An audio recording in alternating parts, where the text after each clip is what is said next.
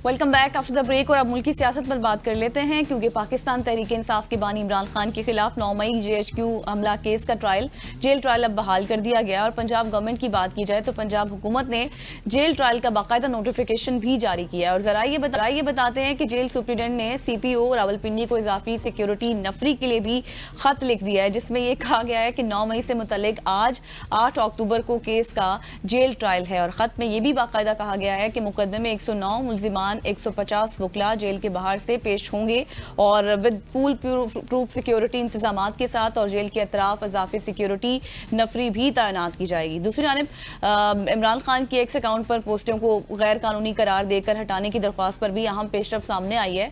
Islamabad high court ने फरीकैन को 2 हफ्तों में जवाब जमा कराने का भी हुक्म दे दिया है। साथ ही साथ national cyber crime agency, superintendent Adiala jail समेत दीगर फरीकैन से भी अब जवाब तलब कर लिया गया है। इन तमाम तर मौजूद पर आज हम डिस्कशन करेंगे। बिल्कुल, बात करने के लिए सीनियर रहनुमा पाकिस्तान तहरीक इंसाफ अली बुखारी साहब हमारे साथ मौजूद है। अली भाई, थैंक यू सो मच हो जानेगा। जिस तरह गजल ने कहा कि 9 मई के जितने भी मुकदमात थे उनके ऊपर अब जेल ट्रायल को बहाल कर दिया गया, इस हवाले से पंजाब गवर्नमेंट की बात की जाए तो उन्होंने एक नोटिफिकेशन भी जारी कर दिया है। तो पाकिस्तान तहरीक इंसाफ की जो क़यादत है वो इसको किस नज़र से देखती है और क्या लाएमल होगा आइंदा आने वाले दिनों में? बिस्मिल्लाहिर्रहमानिर्रहीम, बहुत शुक्रिया आपका हसनैन। देखिए यार, ये तो हमारे साथ पिछले 3-3.5 साल से हो रहा है, तो हमारे लिए तो ये नई चीज़ नहीं है। नोटिफिकेशन हुआ, नोटिफिकेशन ख़त्म हो गया, मुलाकात के लिए ऑर्डर आए, मुलाकात ना कराई, सुप्रीडेंट चेंज हो गया, डिप्टी सुप्रीडेंट को जेल में डाल दिया कि तुमने क्यों मुराद दे दी, फ़ोन पे बात क्यों करा दी, जो जेल मैनुअल्स हैं उनको वॉलेट कर दिया। तो ये तो रूटीन का ऐसा है, इसके लिए हमारे लिए तो कोई ना नई चीज़ है ना ताजुब वाली चीज़ है। हमने साइफर ट्रायल में भी देखा, ओपन ट्रायल है, 4 दफ़ा वो सेट असाइड हुआ, हाई कोर्ट ने किए, फिर वापस गए। कितने आप जैसे एंकर्स को और जर्नलिस्ट को अंदर जाने की इजाज़त थी? ना होने के बराबर, ठीक है, कोई क्वेश्चनिंग नहीं। तो ये ओपन ट्रायल तो पहले भी नहीं था और आज भी नहीं, और हमारे रिजर्वेशंस पहले भी थी, आज भी हैं। यही वजह है कि जब भी ये जब आपका ये केस हायर फोरम पे जाता है और जब इंसाफ के तकाजे पूरे होते हैं, ऐसे लोग बैठे होते हैं जिन्होंने ये समझ के फैसला करते हैं कि जान अल्लाह को देनी है, तो उसी टाइम ये सेट असाइड हो जाता है। तो हम लोग तो इनसे यूज टू हैं। हमारे लोगों को झूठे FIRs रखी गई, हमारे लोगों को तजलील की गई, उनके फाइनेंशली सारी चीज़ें डैमेज की गई, उनके इज़्ज़त चारदीवारी जो है उसका नामूस उसको ख़राब किया गया। इवन एन अदरवाइज लोग खड़े हुए 10-10 साल सजाएं दे दी, या 19-19 पर्चे मेरे ऊपर हैं, बैठे हुए ना आपके सामने। तो बात यह है कि आप किसी की मोहब्बत उस लोगों के दिलों में से नहीं निकाल सकते। आप ज़बरदस्ती सर कलम कर सकते हैं, लेकिन मोहब्बत ख़त्म नहीं कर सकते। जो उन लोगों का इमरान खान के साथ है, उनके वर्कर्स का, और इमरान खान की बदौलत हमारे साथ है, वो ज़बरदस्ती ख़त्म नहीं हो सकता। सो ये चीज़ें जो चल रही हैं पंजाब गवर्नमेंट कर रही है, ये तो अपनी हटदर्मी पे कर रही है, ये तो जिद पे कर रही है ना, क्योंकि उनको पता है कि जब आप फेयर फ्री ट्रायल में जाएंगे तो खान साहब के अगेंस्ट तो है ही कुछ नहीं। बिल्कुल 3 सालों में मुकम्मल जितना ताकत लग सकती थी हमें क्रश करने की कोशिश की गई, नहीं हुए ना, नहीं हुए। हर केस के ऊपर 10-10 केस बना दिए गए, किसी में सजाएं हुई नहीं, किसी में नहीं हुई, किसी में हुई, कोई ट्रायल पे चल रहा है।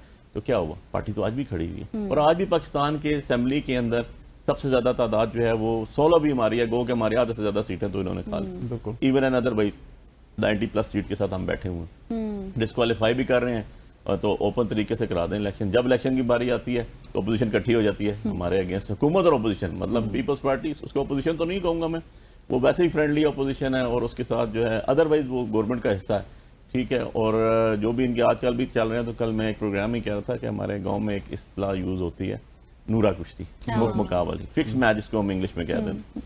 तो ये तो फिक्स मैच है, ये हर 3 महीने बाद होता है। ये चीज़ें हमने देखी थी जब पीपल्स पार्टी गवर्नमेंट में थी 2008 की, और MQM और इनके दरमियान होती थी, फिर बार्गेन होती थी, गिव एंड टेक होती थी, फिर राजी हो जाती, बात खत्म हो जाती थी। तो ये कोई सांस तो इनका एक है नहीं, तो इनके अल्ले पल्ले तो अब रहा कुछ नहीं। इनको पता है कि जब अवाम में जाते हैं तो उसका रिजल्ट पता है क्या होता है, ज़मानत ज़ब्त। बिल्कुल सही कह रहे हैं। अच्छा सर, जिस तरह से अभी आपने जिक्र किया ना, आपकी पार्टी तो खड़ी हुई है, लेकिन दरारें आपकी पार्टी में भी नजर आ रही हैं। अब हम देख रहे हैं कि जुनैद अकबर साहब ने भी एक महाज खोल दिया अली अमीन गंडापुर साहब के खिलाफ, कह रहे हैं, और जो चेयरमैन साहब को भी कहा है, बैरिस्टर गौर साहब को, कि आप किस तरह के आप चेयरमैन हैं, मुझे काम भी नहीं करने दिया जा रहा। तो ये किस तरह क्या है मामला? देखिए, मैं 2-3 चीज़ें, हमारी पार्टी जैसे मैंने आपको बताया कि बड़े ही एक, मैं कहता हूँ कि क़यामत खेज दौर से गुजरी और गुजर रही है, लेकिन इवन एंड अदरवाइज हम सारे एक चीज़ पे मुत्तफिक खड़े हुए हैं, चाहे मैं हूँ, चाहे अली अमीन गंडापुर हो, चाहे अलीमा खान साहिबा हूँ, चाहे जुनैद अकबर खान हो, चाहे गौहर हो, चाहे राज सलमान अकबर आ जाओ, कि हमारे लीडर इमरान खान है। और हम उनको फॉलो करते हैं और उनका हर बात हमारे लिए हुक्म का दर्जा रखती है। That's it. अब इसके अंदर जो आपके एडमिनिस्ट्रेटिव चीज़ों पे कोई अगर इश्यूज आते हैं तो ये कोई नई बात नहीं है। तनाज़ा किसे कहते हैं, इख्तलाफ किसे कहते हैं, दरारें किसे कहते हैं, उसकी मैं आपको 2-3 एग्जांपल्स देता हूँ। बेनज़ीर भुट्टो शहीद साहब और मीर मुर्तज़ा भुट्टो शहीद दोनों सगे बहन भाई थे, एक बाप की औलाद थे, पीपल्स पार्टी के दोनों पैरोकार थे, लेकिन अल्टीमेटली मीर मुर्तज़ा भुट्टो ने अपनी अलग जमात बनाई थी। इसको इख्तलाफ कहते हैं। और आज तक उनके बेटे जो हैं जुल्फ़िकार भुट्टो जूनियर जो हैं, जिनको सिंध के अंदर बहुत पेज़राई हासिल है, जिनको मीडिया बताता नहीं, अदरवाइज उनकी पेज़राई बिलावल भुट्टो जरदारी से बहुत अच्छी तरह है, क्योंकि उनको सिंधी बोलनी भी आती है। तो बिलावल साहब को तो हमने देखा नहीं आज तक कोई सिंधी में खिताब। और इसके अलावा दरार इसको कहते हैं कि जैसे एक पंजाब की बहुत मशहूर शख्सियत थी जो 2 उंगलियां मिलाती होते थे लोगों से, और जिनके पीछे सारा पंजाब फेरता होता था कि ये टिकट देंगे तो हम इलेक्शन जीतेंगे और इनका ग्रुप होगा, और जो वज़ीर आला के कैंडिडेट थे वो पिछले 2 साल से हमें नज़र नहीं आ रहे जब से मरियम इक़्तिदार में आई हैं, और पता नहीं सलमानी टोपी पहन के चुप गई हैं। उनका नाम हमजा शहबाज है, इसको दराड़े कहते हैं। तो इसको मैं एक स्टेप और आगे ले जाऊँ तो आपको देखा है कि आपने कि अभी रिसेंट पास्ट के अंदर 10-15 दिन महीना पहले सैलाब आया पंजाब में, मुझे उसमें वज़ीर आज़म नज़र नहीं आए, जो पंजाब के 2 से 3 दफ़ा वज़ीर आला जा चुके हैं, शायद इससे भी ज़्यादा दफ़ा उनके भाइयों को दोनों को मिलाएं तो 4-5 दफ़ा रह चुके हैं। ऐसे ही। और जो पंजाब के ऊपर बेस वो करते हैं सारी की सारी पॉलिटिक्स। और अभी भी उनकी बेटी भी कहती हैं, उनका भतीजी भी कहती हैं कि उंगलियां तोड़ दूंगी पंजाब, जैसे किसी की विरासत है। तो विरासत तो ले गया इमरान खान, ठीक है, आप तो सारे के सारों की विरासत जो है वो इमरान खान साहब खा गए। और वो ये हुआ कि इमरान खान साहब ने आपकी ज़मानतें जब्त करवा दी, चाचा, बालद, बहन, भाई, कज़न, भतीजी सारे आ रहे हुए हैं, एवरीवन नोज। तो वो जो लाहौर था, तख्त लाहौर, उसको तो टॉपल कर दिया इमरान खान ने। लेकिन बुखारी साहब, क्या आप समझते नहीं है कि आपने तो सारी चीज़ें बताई हैं, हैविंग सेड दैट, अगर इंटरनेशनली देखा जाए तो बड़ी पजीराई भी हो रही है, अमेरिका के साथ मुलाकात भी हो रही है, अमेरिकन प्रेसिडेंट के साथ, चाइना आपको लिफ्ट करवा रहा है, अमेरिका आपको लिफ्ट करवा रहा है, सऊदीया के साथ आपका एक मुआहिदा हो गया, वो चीज़ें भी तो पॉजिटिव हैं। नून लीग तो इसका प्रचार करती है। देखिए, इसमें नून लीग का क्या कमाल है, मैं तो ये आपसे पूछता हूँ ना, हम तो एक तारीख के और कानून के स्टूडेंट की हैसियत से मैं आपसे एक बात करता हूँ, एक पॉलिटिकल वर्कर होने के हैसियत से बात करता हूँ कि मुझे ये बता दें कि इजराइल ने अगर कतर पे अटैक किया तो नून का क्या कमाल था इसमें। जहाँ तक सऊदी अरब की बात रही, सऊदी अरब हरमैन शरीफैन से हमारे हर लिहाज से आज के नहीं नस्लों से, सदियों से, जब ये सऊदी अरब नहीं था और अरब था, ठीक है, उस टाइम से भी हमारे वहाँ से हमारी रूहानी और मजहबी अकीदत है, उसको तो हम छोड़ नहीं सकते। आपको मुझे कल खुदा ना खासा किसी किस्म का पता चलता है मक्का मदीने में अटैक होता है तो आप भी जाते हैं, हम भी जाएंगे अपनी कैपेसिटी में, तो वो तो हम पे दीनी तौर पे फर्ज समझते हैं, उसमें इनका तो कोई कमाल नहीं है। अच्छा, इसके अलावा इससे आगे चले जाते हैं, आपने ट्रंप की बात की, देखें ट्रंप ने इनसे पहले एक मुलाकात और भी की थी और पावर कॉरिडोर से की थी, और दुनिया की सबसे बड़ी जमहूरियत है वो, और उन्होंने अपने जो SOPs बने थे तोड़े, और उन्होंने मीटिंग की हमारे मुख्तदर हलकों के साथ और लंच दिया जो उन्होंने सिर्फ कबल पहले किसी पॉलिटिकल फिगर्स के अलावा नहीं दिया। तो भाई जिनसे उन्होंने बात करनी थी उन्होंने से कि आपको तो खाना पूरी के लिए रखा हुआ, आप बाद में गए वहाँ पर जाके हाजिरियाँ शजरियाँ लगाते रहे एंड दैट्स इट।